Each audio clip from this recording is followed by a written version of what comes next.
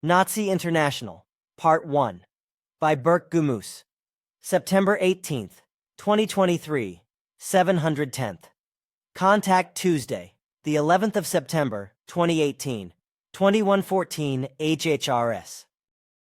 There is no problem in this respect, for our technology is such that such sightings can only take place if the Earth Foreigners or Earth Future, as well as the secretive Earth grouping with the progressive flying apparatuses in South America, have no possibility whatsoever of locating or otherwise perceiving our flying apparatuses on a technical basis. But that you have just mentioned the earthly grouping in South America, etc., that irritates me a little, because up to now this was not allowed to be mentioned openly. You can call it that, as you have explained it. But as far as my statement is concerned, concerning the grouping keeping itself secret, it is now no longer necessary not to mention this, to which, however, I will give you a personal explanation later, which will be only for you. The Surrender. May 7th and 8, 1945. German armed forces under the command of Reichspräsident and Gross Admiral Karl Dönitz surrender to Allied forces unconditionally at Reims, France, and in Berlin, but no representative of the Nazi Party itself is present at either surrender ceremony. To put it succinctly, the Allies had missed the golden opportunity to insist that a representative of the Nazi Party sign an instrument of the surrender and abolition of the party. The German armed forces surrendered, and Germany surrendered, but the Nazi Party did not. The Japanese surrender is explicit and clear that the surrender is being made by and for the imperial government and all its departments, and the imperial Japanese military. And this was the doorway that permitted post-war neo-Nazism to insist that the party and its ideals, goals, projects and organization were alive and well. Indeed, if no legal surrender of the party or its favored organs and instrumentalities, the SS, for example, was ever effected, then this left their chains of command formally and in practice intact. In a certain sense, the bungled surrenders helped to feed not only the mythos, but the reality of Nazi survival and of its internationalization. To understand the Nazi post-war survival plans, it is necessary to have an understanding of that pre-war pattern. The Interessengemeinschaft Farbenindustrie, AG, better known as IG Farben, was the gargantuan German chemicals cartel that was broken up at the end of World War II into the little firms of Höchst, Bayer, BASF Bayerischen Anilin- und Sodafabrik, and AGFA Aktiengesellschaft für Anilin Fabrication, each of which was and is a large multinational corporation in its own right. The fact that the components of IG Farben are so big gives an indicator of the size and power of the enormous Farben cartel. Farben was, by anyone's reckoning, the corporation that ran Nazi Germany's enormous military-industrial complex. The IG Farben building left in Frankfurt is now used by the Goethe University. IG Farben logo right.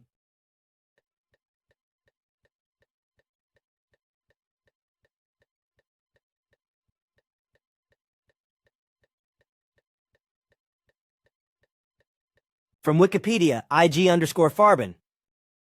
A large role was played by IG Farben's pre-war cartel and patent licensing contracts with foreign corporations in the United Kingdom, France, and the United States. In other words, the Farben cartel itself was created in 1926 with Wall Street financial assistance. And in that lies an important story, for it is in the outlines of those arrangements and agreements that one may also discern the form and shape that the Nazis' post-war survival plans would follow. Farben's system of cartel and license agreements also became in the pre-war period part of a much larger pattern of international corporate cooperation between Nazi Germany and the Western powers, particularly the United States. The goals of the international elite in funding communism and Nazism. By putting Franklin Delano Roosevelt FDR's New Deal socialism, Adolf Hitler National Socialism, and Vladimir Lenin communist socialism into power. The international elite was running a grand long-term experiment, not only in bringing socialism of one form or another into authority in the major powers of the world, but also to determine which version of socialism was the most robust in opposing a presumed threat, but also to determine the most pliable and easily manipulated corporate elites. The long-term goal was, of course, world corporate socialism. Having put Bolshevism into power, the internationalist corporate elite soon found itself faced with a problem, namely that the Soviet Union and its Communist International was serious about expanding communist power under Soviet auspices around the world, and particularly into Central Europe and Germany. Faced with the possibility of a power bloc centered on Russia and Germany under communist control, the ability to manipulate and control that bloc, much less oppose it if the need arose, became quite problematical, if not downright impossible. In short, the balance of power, upon which the larger scheme depended, would have been threatened. Having created the communist monster, the elite then decided to finance another monster, Nazism, to oppose it. This plan was indeed realistic, since Germany was the only power conceivably in a position to oppose Russia economically and militarily. France and Great Britain simply had neither the muscle nor the geopolitical position to do it, and the United States was ill-disposed to become involved in European affairs. As a result of these considerations, the pattern of international corporate cartel and licensing arrangements between the Western powers, particularly the United States and Germany, emerged. An example of this American-German corporate cooperation is easily seen in Hitler's first Reichsbank president, Dr. Hjalmar Horace Greeley Schacht.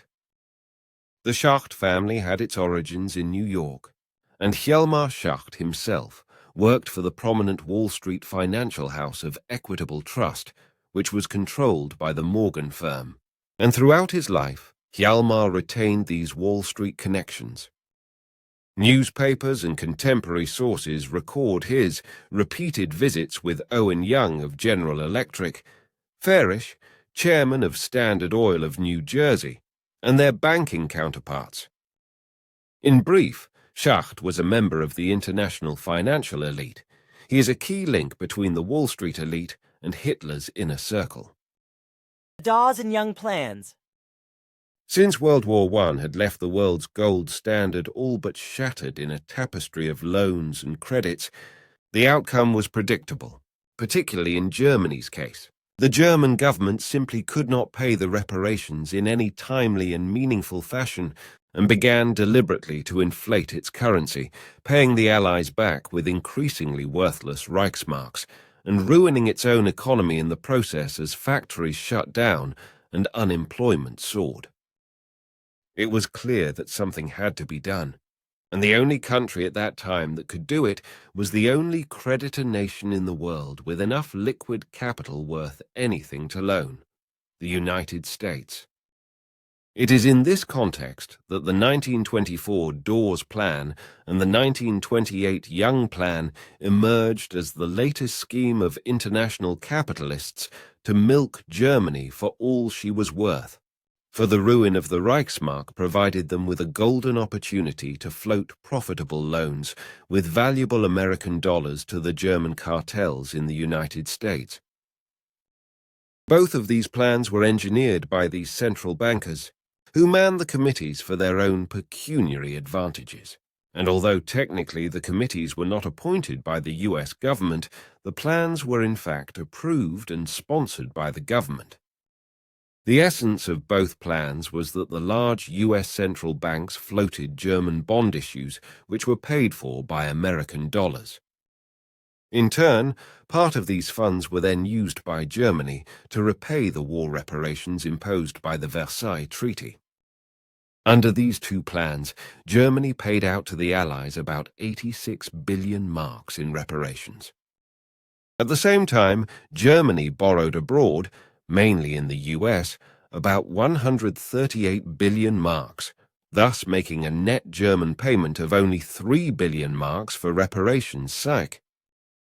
Consequently, the burden of German monetary reparations to the Allies was actually carried by foreign subscribers to German bonds issues by Wall Street financial houses at significant profits for themselves, of course.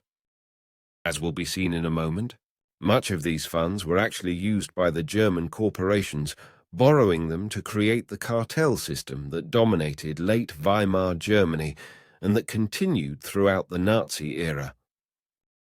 It was the Young Plan, however, that began the process of waking German capitalists and industrialists up to the threat, for it was a clever and insidious adaptation of this bonds for loans scheme that constituted the Dawes Plan, for under the 1928 Young Plan, named after its sponsor Owen Young, the bonds were conceived as a device to occupy Germany with American capital and pledge German real assets for a gigantic mortgage held in the United States.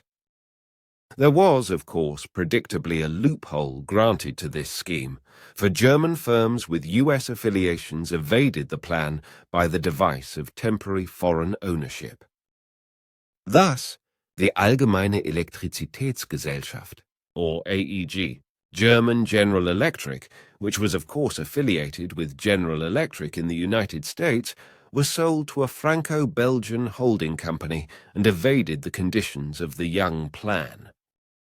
AEG was also the German firm that built the power plant for the Nazi Bell device, but America's internationalist, capitalist, socialist elite had not banked, pardoning the pun, on one thing, and it is a lesson they seem to have forgotten. Not all German cartelists and industrialists were loath to abandon patriotism or pride in their culture and nation. Indeed, German steel magnate Fritz Thyssen observed that he turned to the National Socialist Party only after he became convinced that the fight against the Young Plan was unavoidable if complete collapse of Germany was to be prevented. Clearly, if all real German assets were tied up in international agreements that were essentially mortgages, and these in turn were woven into an intricate pattern of mounting debt, then Germany's days as a sovereign nation were numbered. Thyssen's comment also contains an implied warning about the activities of the post-war Nazi International, for if the international corporate elite was slow to appreciate the dangers of their activities in fomenting a resistance movement within its own ranks, and slow to appreciate the dangers of nationalist backlash in its ranks, the Nazis were not only alive to the possibility, but also learned to exploit those internationalist leanings within the global financial world for themselves. In any case, the American loans that were floated to German cartels under these plans were enormous. AEG received $35 million from National City Co., the enormous German steel cartel Vereinigt Stahlwerke United Steelworks received $70,225,000 of underwritten securities from the Wall Street firm of Dillon, Reed and Co., an American IG Chemical. IG Farben's American subsidiary was the go-between for a loan of $30 million from National City Co. What this meant in terms of German business was that two of these three giant cartels, IG Farben and Vereinigte Stahlwerke, were able to control almost all business related to German war-making industrial potential by the mid-1920s. These two cartels represented the core of Nazi Germany's military-industrial complex. In brief, in synthetic gasoline and explosive, two of the very basic elements of modern warfare, the control of German World War II output was in the hands of two German combines created by Wall Street loans under the Dawes Plan. IG Farben, in fact, dates from 1925 when its chairman, Hermann Schmitz, created the giant cartel by merging six already giant German chemical companies: Badische Anilin, Bayer, Agfa, Höchst, Weiler Termeer, and Griesheim Elektron. By 1928, Schmitz had organized its American holding companies, American Bayer, General Aniline Works, Agfa Ansko, and Winthrop Chemical into a parent Swiss holding company, IG Chemie. And in 1929, all these firms were merged to become American IG Chemical Corporation, later renamed General Aniline and Film. But this barely scratches the surface. Between 1927, only 2 years after the founding of the cartel, and the outbreak of the war in 1939, IG Farben had more than doubled in size. The Wall Street financiers who made the loans to Hermann Schmitz to form this cartel had indeed created a monster, and that monster, in turn, was not proving to be as cooperative or pliable as they might have wished. By 1939, IG acquired a participation and managerial influence in some 380 other German firms and over 500 foreign firms. The Farben Empire owned its own coal mines, its own electric power plants, iron and steel units, banks, research units, and numerous commercial enterprises. There were over 2,000 cartel agreements between IG and foreign firms, including Standard Oil of New Jersey, DuPont, Alcoa, Dow Chemical, and others in the United States. The full story of IG Farben and its worldwide activities before World War II can never be known, as key German records were destroyed in 1945 in anticipation of Allied victory.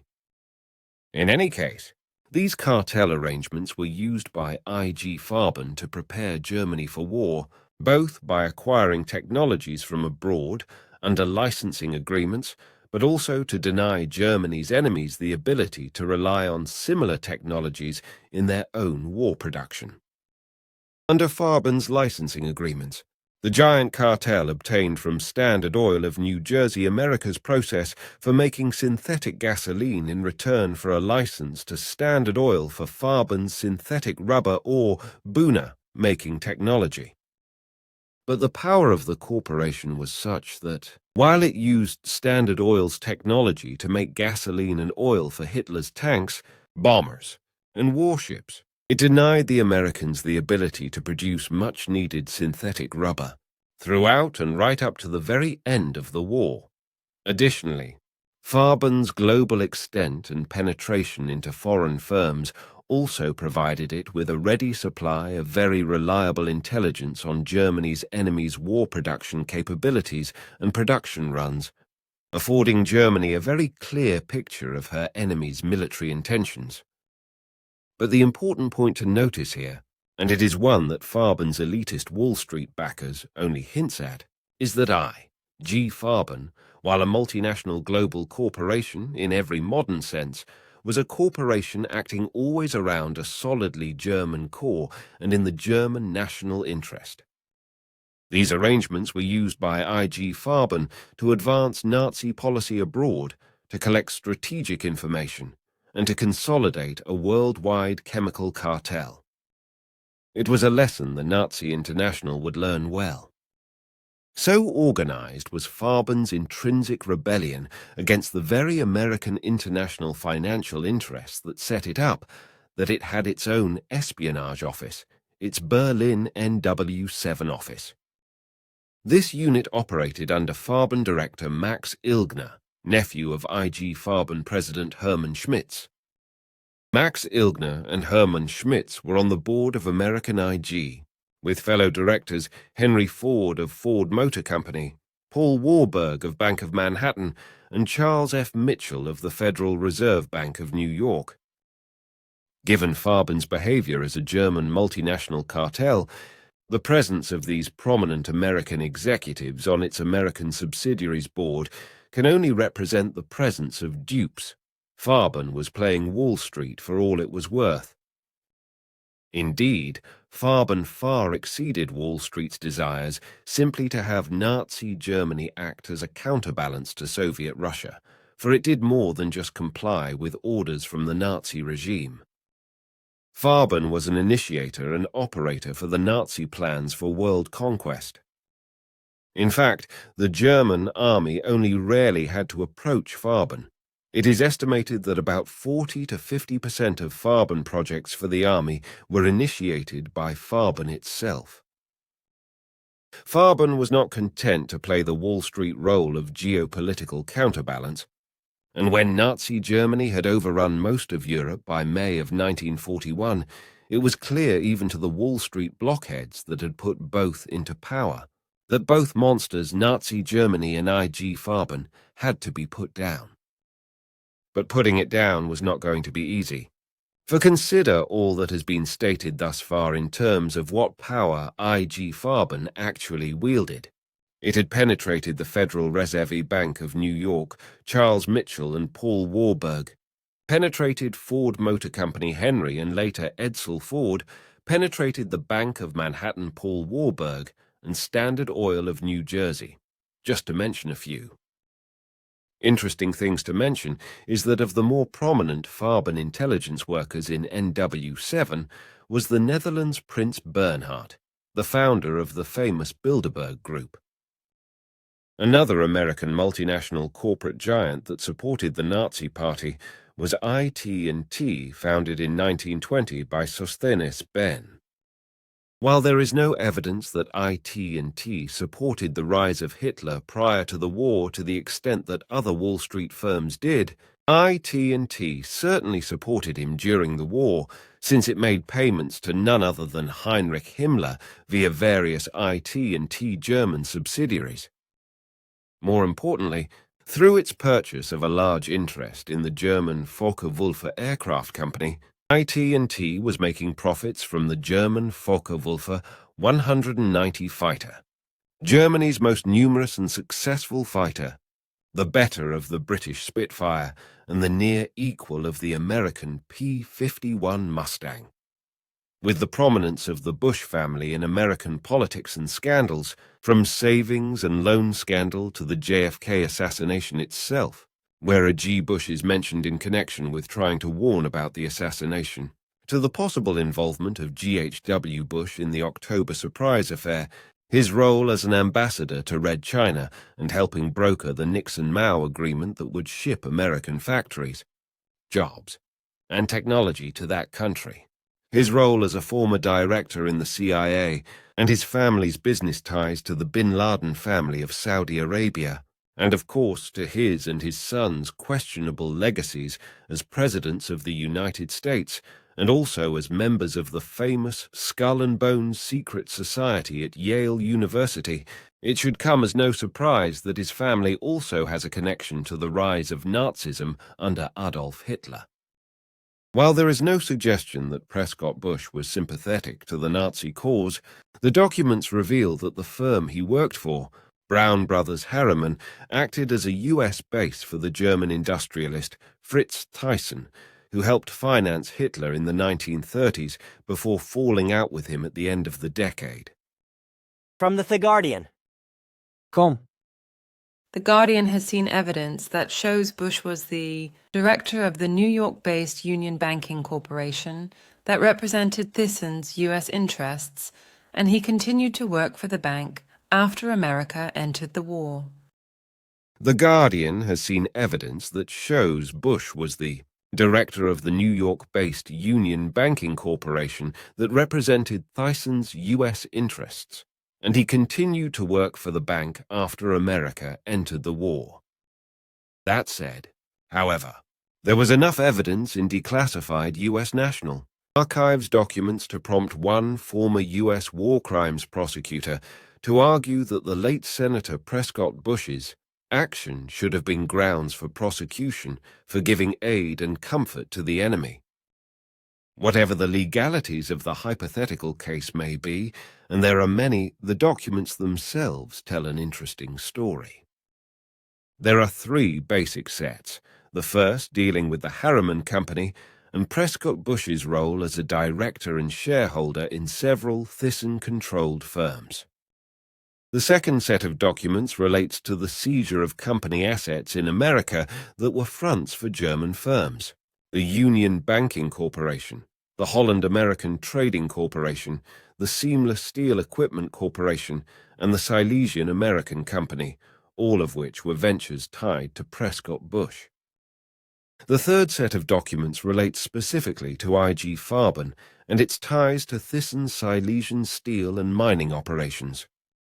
Prescott Bush's business dealings with the Nazis hardly have the door about them that those other Wall Street firms and personalities already mentioned. It is only when viewed in a much wider context of the Bush family's contacts and business dealings that Prescott Bush's activities with Thyssen might be seen as part of a larger pattern. And then there is that matter of the Bush family's purchase of a ranch, not in the USA, Canada, Australia, or the usual contenders, but in Paraguay. Perhaps they like the scenery. Or perhaps they want to be near old family friends. If there is a lesson to be learned from I.G. Farben's story, then it is one all-weather corporate financiers or ordinary men should learn, and that is that the best-laid plans of international bankers with a global agenda not only can backfire, they can backfire in the major ways called Nazi Germany, I.G. Farben, and World War II. But there was another lesson to be learned from I.G. Farben's success story as the world's first real major military-industrial complex, for its pattern of internationalization of the Nazi ideology around a solidly German core would be well learned by the man who had the most high-level day-to-day contact with it, Nazi Party Reichsleiter Martin Bormann. Just how closely he followed the Farben model of internationalizing the ethnic character of post-war Nazism around a solid German core, and using Farben's pattern of cartel arrangements, corporate interlock and penetration, and blackmail, and the well-placed assassination or two, remains to be seen. The beginnings of evacuation. Operation Fireland.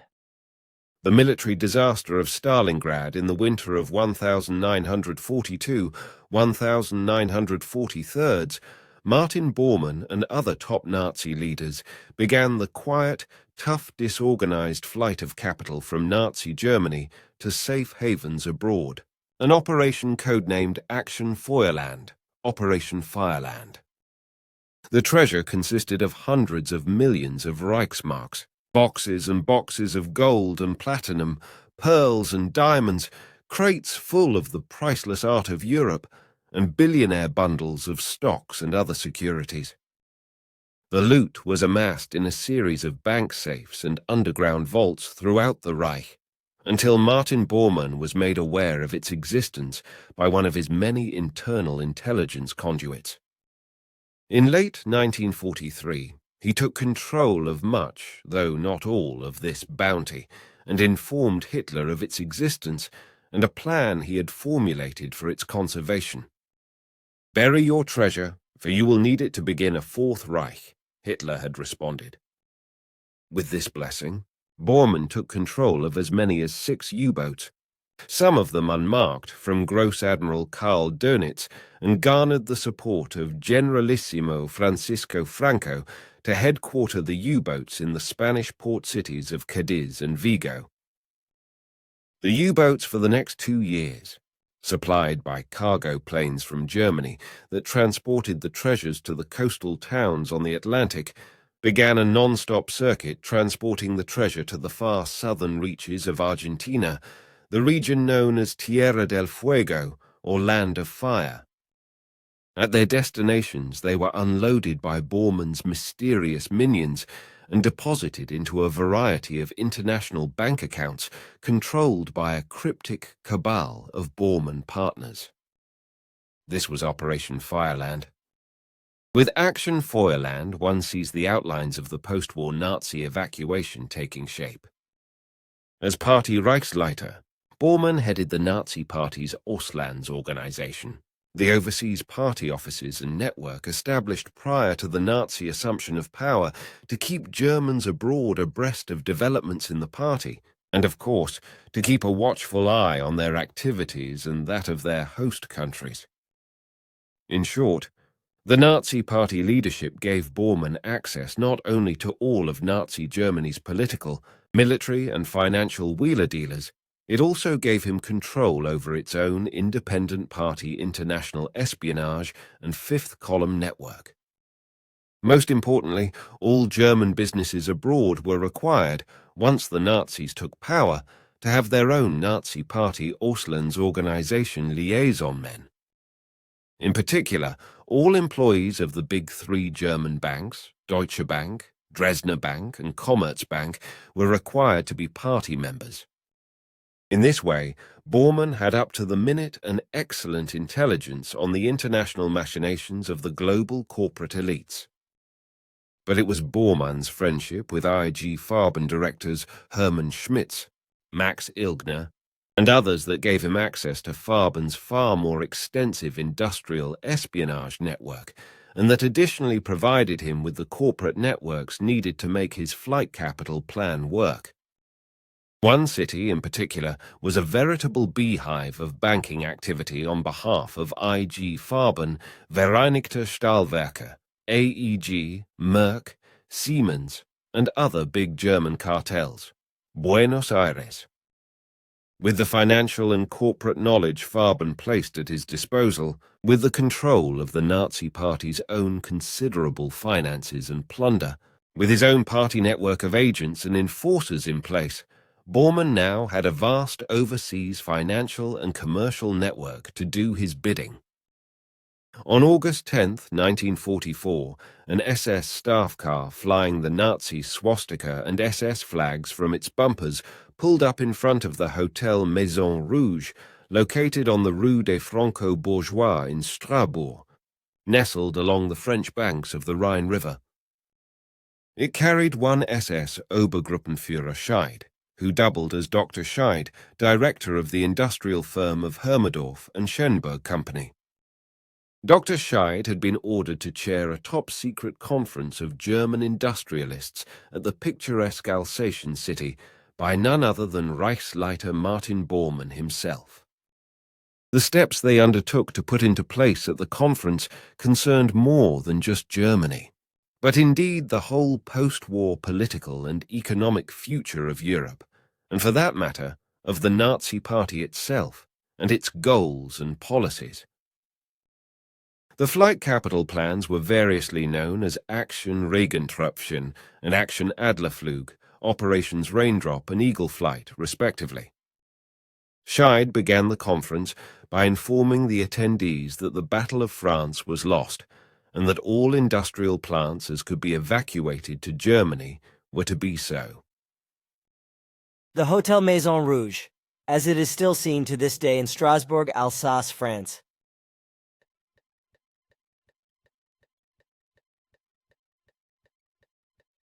After some perfunctory and obligatory remarks about the necessity of defending the West Wall and the Reich itself, Scheid settled down to business. From now on, he told the attendees, German industry must take steps in preparation for a post-war commercial campaign, with each industrial firm making new contacts and alliances with foreign firms. This must be done individually and without attracting suspicion. However, the party and the Third Reich will stand behind every firm with permissive and financial support. By pledging party financial support, Bormann was signaling to his corporate representatives that he was, in effect, buying shares in their enterprises and wanted intelligence from them in return for that support. Scheid informed the attendees that Bormann had suspended the 1933 law known as the Treason Against the Nation Act, which mandated the death penalty for violation of foreign exchange regulations or concealing of foreign currency. The implied threat was simply that Bormann, through his network of intelligence contacts and agents, could easily remove any corporate executive or director that he wished if these implied directives were not complied with. After delivering this implied threat, Scheid continued, The ground must now be laid on the financial level for borrowing considerable sums from foreign countries after the war. In other words, the war was lost, and German firms had to plan for the rebuilding of Germany, all with the tactic approval of Bormann and the party.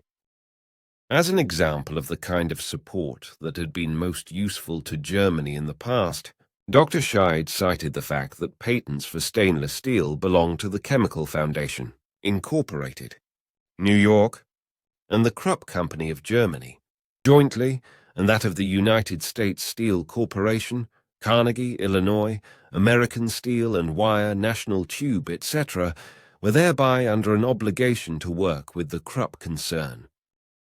He also cited the Zeiss Company, the Leica Company, and the Hamburg America line as typical firms that had been especially effective in protecting German interests abroad. Note carefully what Scheid has disclosed about the method the party was encouraging German corporations to use. They were to use existing license, patent, and cartel arrangements to leverage borrowing power and influence abroad, shades of IG Farben. And to the assembled corporate representatives, the lesson could hardly have been lost on them. It was to be an expansion, on a far grander scale, of the pre-war machinations of the doors and young plans that led to the creation of IG Farben in the first place. Negotiate, penetrate, infiltrate, and cartelize all transfers of technology, with German and party interests solidly at the core. These were the watchwords of Bormann's emerging Nazi International. Dr. Scheid departed back to Germany to spread the word quietly to all concerned firms of the results and expectations of the conference, while a smaller conference reconvened in the afternoon under the chairmanship of Dr. Boss of the Armaments Ministry. This afternoon session is even more revealing of Bormann's thoughts, intentions, and grand design. In attendance at this afternoon session were only 3 corporate representatives for Krupp, Hecko, and Rechling.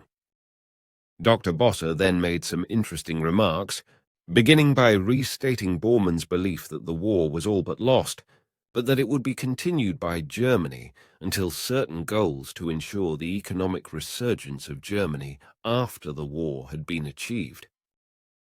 He added that German industrialists must be prepared to finance the continuation of the Nazi Party, which would be forced to go underground.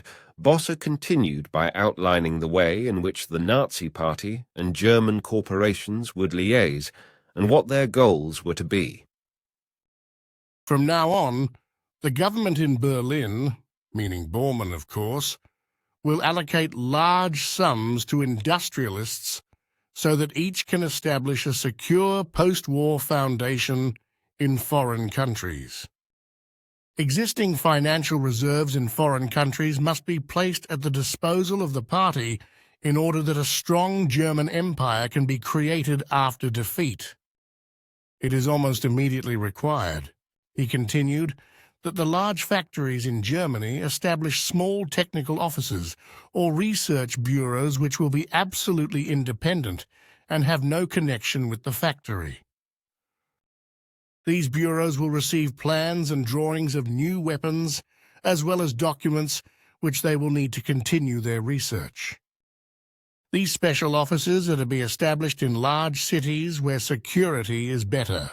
Although some might be formed in small villages near sources of hydroelectric power, where these party members can pretend to be studying the development of water resources for the benefit of any Allied investigators.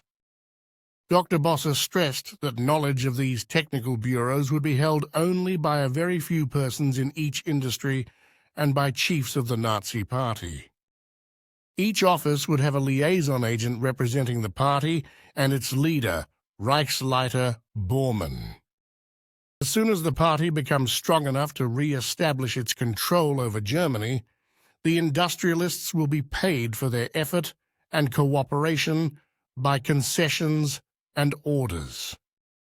At both morning and afternoon conferences, it was emphasized that the existing prohibition against the export of capital is now completely withdrawn and replaced by a new Nazi policy, in which industrials with government assistance Bormann to be the guiding leader will export as much of their capital as possible. Capital meaning money, bonds, patents, scientists, and administrators. Bosse urged the industrialists to proceed immediately to get their capital outside Germany. The freedom thus given to German industrialists further cements their relations with the party by giving them a measure of protection in future efforts at home and overseas. From this day, German industrial firms of all rank were to begin placing their funds and, wherever possible, key manpower abroad, especially in neutral countries. Dr. Bosse closed the meeting, observing that after the defeat of Germany, the Nazi Party recognizes that certain of its best-known leaders will be condemned as war criminals. However, in cooperation with the industrialists, it is arranging to place its less conspicuous but most important members with various German factories as technical experts or members of its research and designing offices. All this implies something very obvious and very significant. Martin Bormann fully intended to survive the war in order to coordinate all these activities. Also, note again the implied threat in Bosse's remarks that the freedom thus given to German industrialists further cements their relations with the party by giving them a measure of protection in future efforts at home and overseas. Bormann, in other words, is playing the old organized crime game, offering protection, implying also the threat to use force against those very industrialists if they do not comply, and placing his party organization's considerable international reach at their disposal if they do.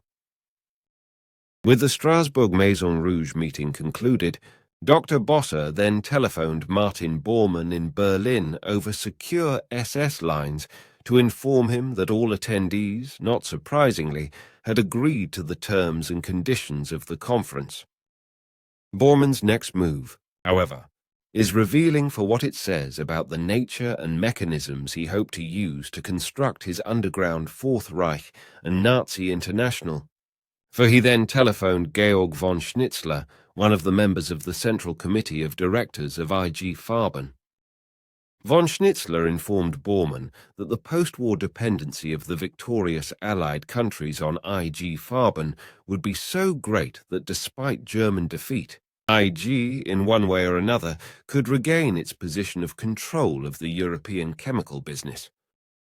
Thus, even as German troops fell back from France and the Low Countries before the Allied advance, German industrialists, at Bormann's behest, were busily buying major blocks of stock in French, Belgium, Dutch, and Luxembourg firms. And never one to ignore or forget a detail, Bormann saw to it that his own personal records were shipped to South America, thus indicating again his determination to survive the war. These records would ensure that his network of Nazi Party corporate liaisons, intelligence agents, and financial agents would run smoothly. As a result of the Strasbourg meeting, Bormann in turn established 750 camouflaged corporations under the names of companies or individuals for which he held power of attorney, and therefore over which he had total control, as vehicles for managing the income of the flight capital program. These businesses were scattered across countries throughout Europe, the Mid-East, and Latin America. Holdings were even kept in bank accounts in the United States of America. As a result of Bormann's operations, the Nazi Party liaisons established with the corporate world at the Strasbourg Maison Rouge meeting were able to penetrate 11 nations' economies, including Germany's, and to significantly influence them in the post-war world. By the time of the European war's end, Bormann's Nazi International had already rat-holed $800 million plus 95 tons of gold. So the conclusion is that Martin Bormann was the central player at the Strasbourg conference. The second is that Bormann most likely escaped Germany at the end of the war and lived for many years rebuilding and controlling the economy of West Germany and much of Europe and Latin America, and that he did all this with the protection, support, and collusion of the United States government. The efforts were designed to achieve a quick German rebirth and eventual European economic domination by Germany. Strategies for covertly redeploying the economy also included a European economic community that positioned Germany as the hub and rag-bearer of a confederated Europe that would predominate by elastic political methods, not with brutal force. These elements are certainly recognizable in the history of post-war Europe as it actually unfolded, and in fact, Germany continues with a high profile in the European economic model of today, which is truly a European economic community. The evidence reflects that the flight capital program and Bormann's partnership with IG Farben not only paid off as planned, but it set the foundation for the European economy we know today, and by extension that of the world. Bormann and his links to Germany today are a hidden but a very real political issue. Bormann's strategy was a corporate version of the Blitzkrieg itself, for by employing massive amounts of false fronts, dummy corporations, interlocking personnel in directorships with no known ties to major Nazi business combines, by using massive amounts of corporate fifth columns, Bormann hoped to orchestrate a vast network of corporate confusion that would take armies of finance agents and lawyers and years, if not decades, to sort out. The picture of Bormann, the corporate manipulator that emerges from these considerations, however, should give one pause, for with Bormann one is dealing with the likes of a John D. Rockefeller or J.P. Morgan, but without their own ethical constraints, which were not that many to begin with. Bormann had indeed not only positioned his Nazi international as a major global manipulator alongside of those older vested international corporate and banking interests, he had to a certain degree also succeeded in penetrating them and using them for his own purposes. So my conclusion is, Martin Bormann not only survived the war, but did so in the company of other men such as Heinrich Müller and Hans Kammler, whose presence in the Nazi International indicate that its objectives of independent Nazi control over the most advanced and arcane areas of physics research were alive and well, along with the men who coordinated them, secured the projects, and enforced the Nazi International's policies abroad. Martin Bormann first, Heinrich Müller second, Hans Kammler third.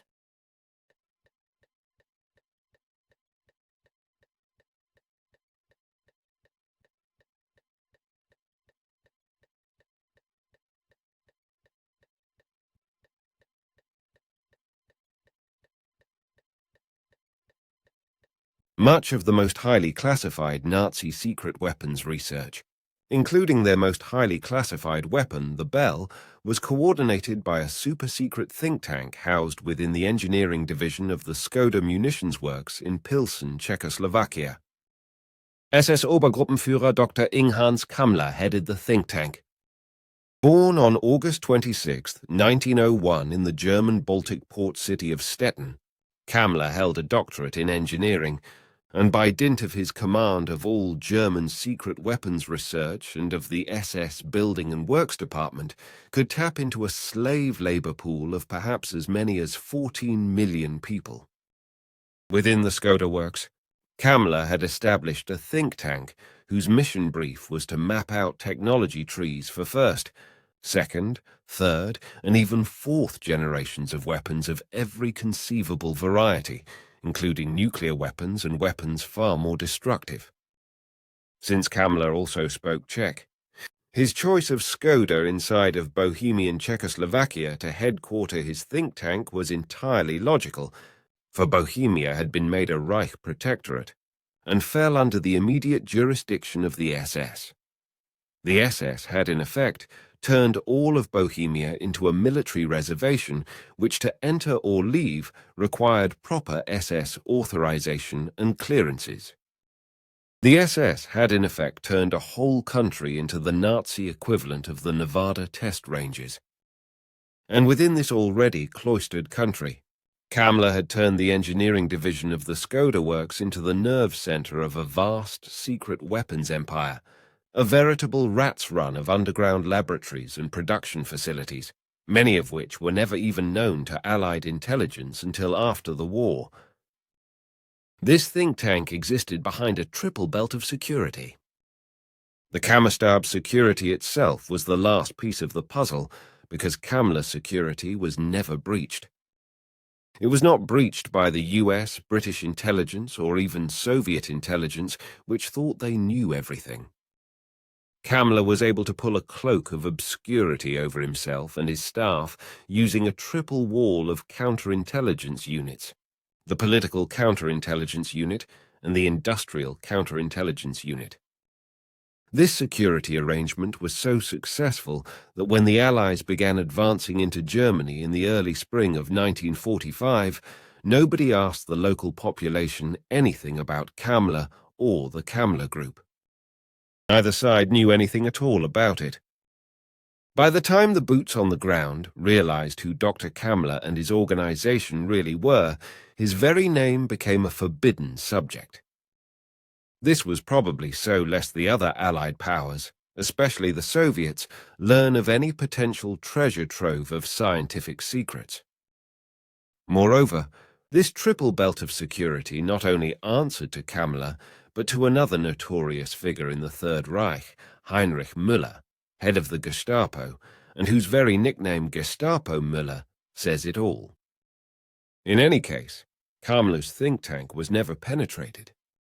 If there was to be a post-war Nazi international continuing to develop its own secret projects, it would need lots of money and someone who knew how to handle it. Bormann, it would need lots of security and someone who knew how to run it. Müller, and lots of engineering expertise and management experience in coordinating large projects and keeping them secret. Kamla.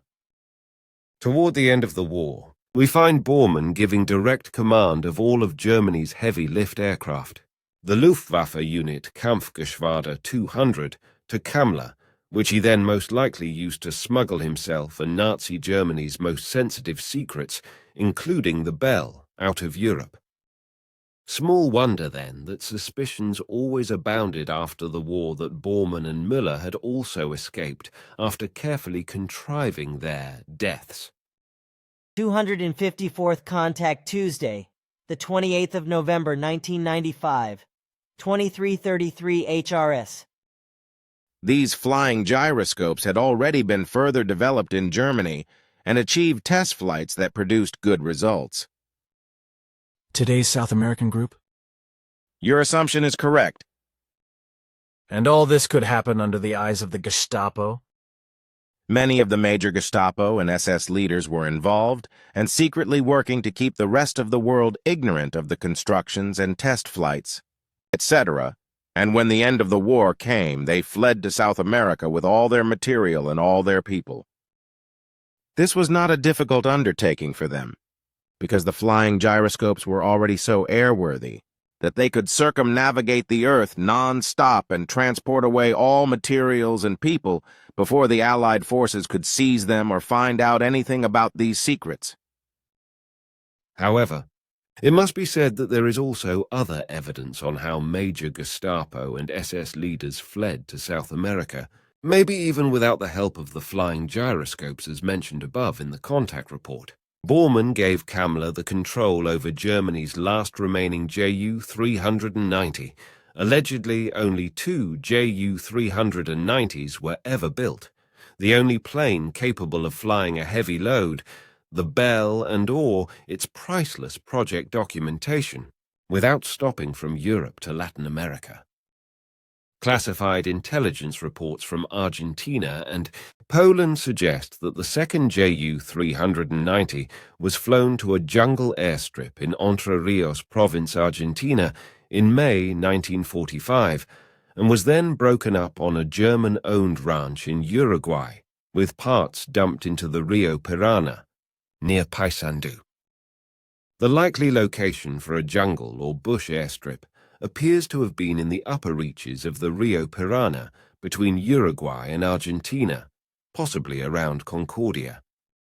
Junkers Ju, 390 feet 1 on the ground.